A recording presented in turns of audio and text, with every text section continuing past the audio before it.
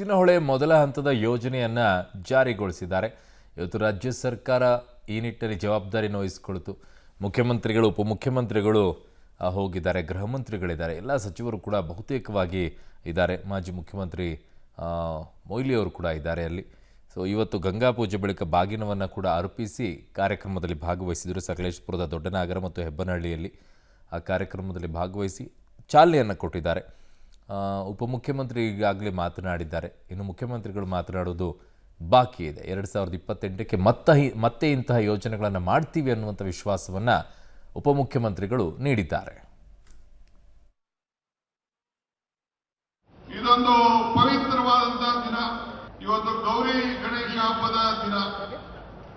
ನಿಮ್ಮೆಲ್ಲರೂ ಕೂಡ ಶುಭಾಶಯಗಳು. ಬಹಳ ಕರ್ನಾಟಕ ನೀರಾವರಿ ಇಲಾಖೆ ಮತ್ತು ಸರ್ಕಾರದಲ್ಲಿ ಇವತ್ತೊಂದು ಐತಿಹಾಸಿಕವಾದಂತಹ ಒಂದು ಪವಿತ್ರವಾದಂತಹ ಮಹತ್ವವಾದಂತಹ ದಿನ ಅಂತೇಳಿ ನಾನಂತೂ ಭಾವಿಸಿಕೊಂಡಿದ್ದೇನೆ. ಗೌರಿ ಹಬ್ಬ ಗಂಗೆಯನ್ನ ಬಾಗಿಲಿನ ಹರಿಸುವಂತ ಒಂದು ಪವಿತ್ರವಾದಂತಹ ದಿನ.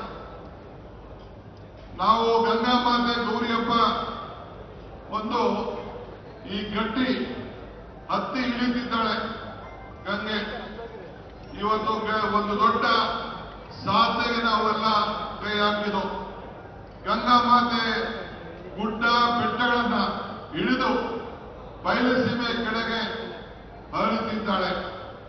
ಇವತ್ತು ಇಂತಹ ಗಂಗೆನ ಗೌರಿನ ಇಬ್ಬರನ್ನು ಕೂಡ ನಾವು ಒಂದು ಮಾಡಿ ಈ ಪವಿತ್ರವಾದ ದಿನ ನಾವು ಆಯ್ಕೆಯನ್ನು ನಾವು ಮಾಡಿದ್ದೇವೆ.